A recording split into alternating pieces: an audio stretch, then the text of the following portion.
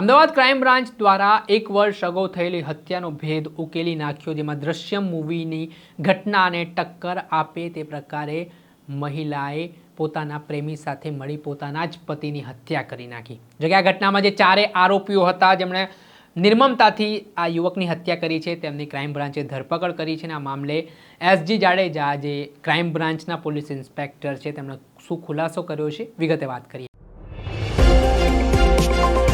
નમસ્કાર દર્શક મિત્રો, સ્કાયનેટ મીડિયામાં આપનું સ્વાગત છે. આજથી થોડાક સમય પહેલાં 1 વર્ષ અગાઉની વાત છે. અમદાવાદના ફતેવાડી ખાતે અહેમદી રો હાઉસ આવેલું છે. ત્યાં સમીર બિહારી નામનો એક વ્યક્તિ પરિણીત હતો. તેની પત્ની રૂબી હતી અને રૂબી અને સમીર વચ્ચે લગ્ન સંબંધ ચાલતો હતો. ને આ વચ્ચે એ જ અહેમદી રો હાઉસમાં થોડાક જ અંતરે રહે છે ઇમરાન વાઘેલા. ઇમરાન વાઘેલા સાથે રૂબીની આંખ મળી જાય છે, પ્રેમ સંબંધ થાય. આ અંગે સમીર બિહારીને ખબર પડે છે કે તેની પત્ની આરોપી છે ઇમરાન વાઘેલા તેની સાથે સંપર્કમાં છે.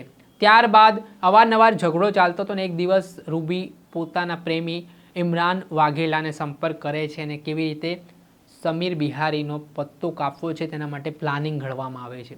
ત્યારે રાત્રિ દરમિયાન ઇમરાન પોતાના સાગરીતો સાથે લઈને સમીર બિહારીના ઘરે પહોંચે છે. મારામારી થાય છે અને આટલામાં ઇમરાન પાસે રહેલી ચપ્પુ હોય છે તે ચપ્પુ વડે જીવલેણ હુમલો કરીને જે સમીર બિહારીની હત્યા કરી દે છે. અને ત્યારબાદ આ આરોપીઓ છે તે ઘરમાં જે રસોડું હોય છે તે રસોડાની નીચે ખાડો ખોદીને સમીરનો મૃતદેહ દાટી દે છે. અને આ ઘટનાની કોઈને ભનક પડતી નથી. પણ અમદાવાદ ક્રાઇમ બ્રાન્ચને એક માહિતી મળે છે કે એક હત્યાનો બનાવ બન્યો છે, એક યુવક મળતો નથી. ત્યારબાદ અમદાવાદ ક્રાઇમ બ્રાન્ચ જ્યારે તપાસના ધમધમાટની શરૂઆત કરે છે ત્યારે આ ઘટનાનો ઘટસ્ફોટ થાય છે.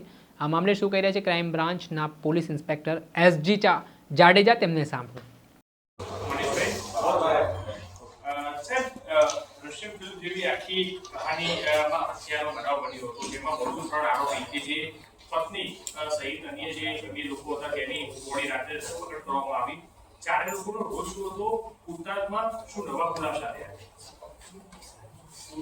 2 દિવસ પહેલા ક્રાઇમ બ્રાન્ચની ટીમને એક હકીકત મળી હતી કે એક સમીર બિહારી નામનો વ્યક્તિ છે જે ફતેવાડી કેનાલ અહેમદી રો હાઉસમાં રહેતો હતો અને છેલ્લા 1 વર્ષથી એ ગુમ થયેલ છે અને ક્યાં છે કોઈને કોઈ જાણ નથી.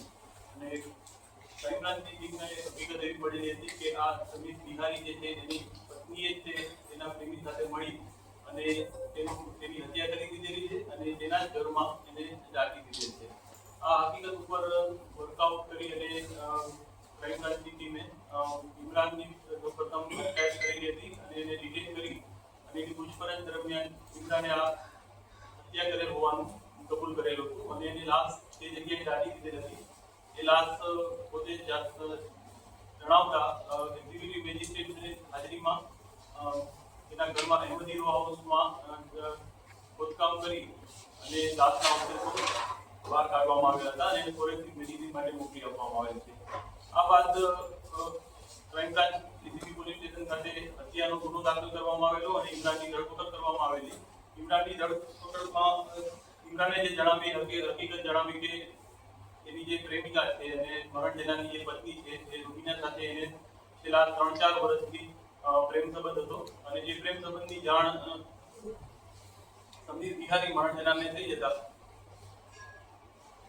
એનો પ્રેમ સંબંધમાં જે નડતર રૂપ બનતા હતા એટલે એને હત્યા કરવાનો પ્લાન ઘડેલો હતો.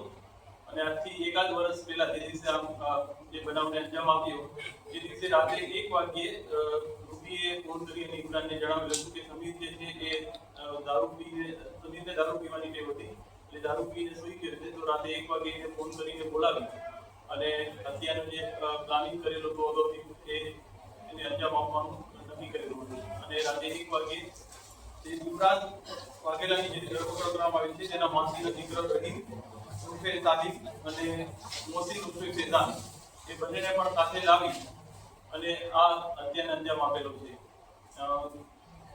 ઇમરાનના દિન 5ના રિમાન્ડ મેળવ્યા બાદ રૂબી અને આ સાથે સંડોવાયેલ મોસીન તથા રહીમ બંને ટોટલ કુલ 4 આરોપીની ધરપકડ કરવામાં આવે છે અને તેની રિમાન્ડ મેળવી અને આગળની તપાસ ચાલુ કરી. સાહેબ, આ 4 આરોપીની પૂછતાછમાં શું સામે આવ્યું છે? કઈ રીતે એ લોકોએ પ્લાન બનાવ્યો હતો? કોને ફોન કર્યો હતો? જે ઇમરાન છે તેના માસીનો છોકરો અને મામાનો છોકરો છે એને કોઈ પૈસા આપ્યા હતા કે શું હતું? હજી સુધી એવી કોઈ પૂછપરછમાં તમારા બહાર પૈસા લઈને આમ કૃત્ય કરેલું હોય એવું કોઈ ધ્યાનમાં આવેલ નથી.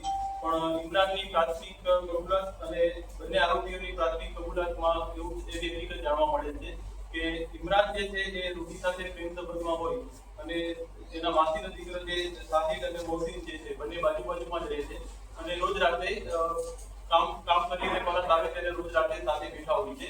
એટલે આવી વાત ઇમરાને બંનેને કરેલી હતી કે આને રૂબીને બહુ જ દુઃખ ત્રાસ છે એના પતિ તરફથી અને ઘણી બધી હેરાનગતિ છે, તો આવું કામ હું કરવાનો છું.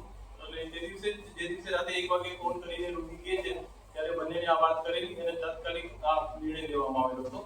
હત્યા કઈ રીતના કરી એ બાબતે રૂબીની પૂછપરછ કરી ત્યારે રૂબીએ એવું જણાવ્યું કે ઇમરાનને જ્યારે બોલાવ્યો પછી ઇમરાન એ પોતે છરી લઈને આવેલો હતો અને એને રૂબીએ પોતે પગ પકડેલા હતા અને જે મોહસિન ફેઝુ અને રહીમ સાહિબ છે બંને સાઈડથી હાથ પકડેલા હતા અને ઇમરાન દ્વારા સમીરને સૂતેલી હાલતમાં જ તે ગળું કાપી અને હત્યા કરી.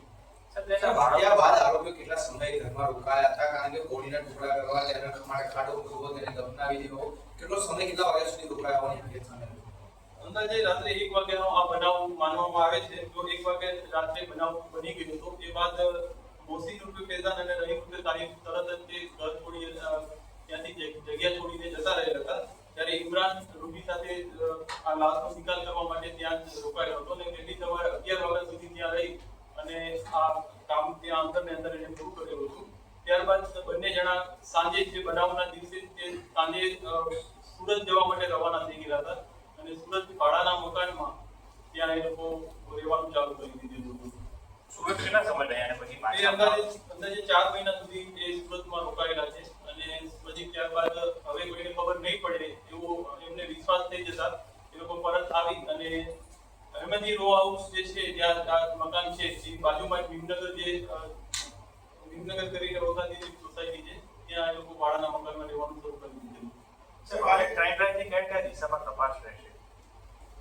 જ્યારે સમીર બિહારી ની હત્યા થઈ છે અને એની રાત દાટી દેવામાં આવી છે પ્રાથમિક હકીકત જ્યારે અમને આજથી 2-2.5 મહિના પહેલા જ્યારે હકીકત ધ્યાનમાં આવેલી હતી આવી એટલે આ હકીકત કેટલી સાચી છે એ માટે પ્રી વેરિફિકેશન અને ખાતરી તપાસ કરવામાં આવેલી હતી.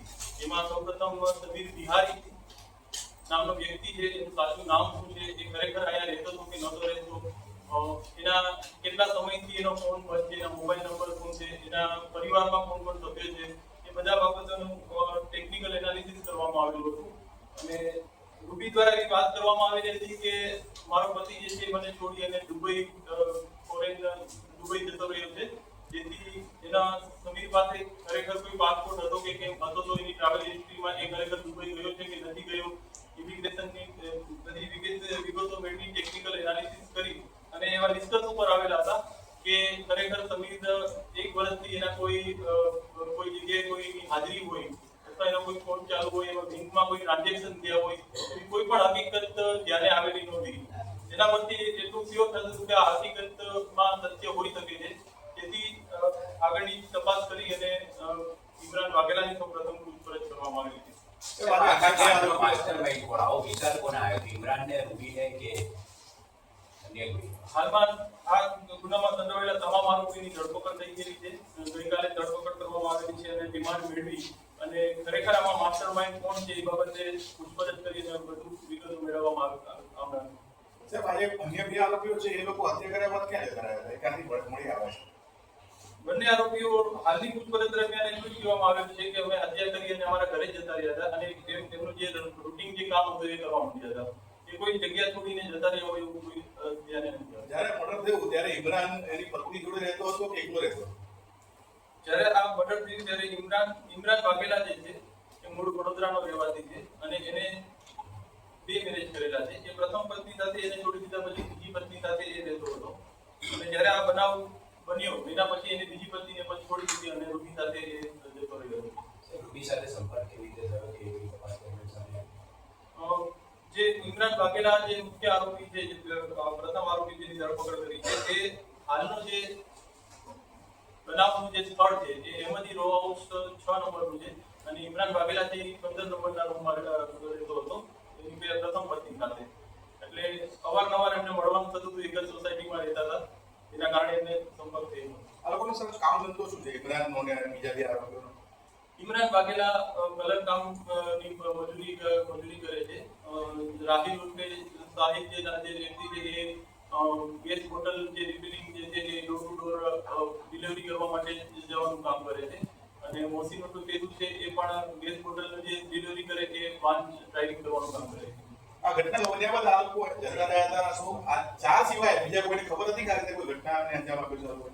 ના, હજી સુધી તો આમાં અન્ય કોઈ આરોપીની સંડોવણી હોય અથવા અન્ય કોઈને જાણકારી હોય એવું કંઈ તપાસ દરમિયાન ધ્યાનમાં આવેલ નથી.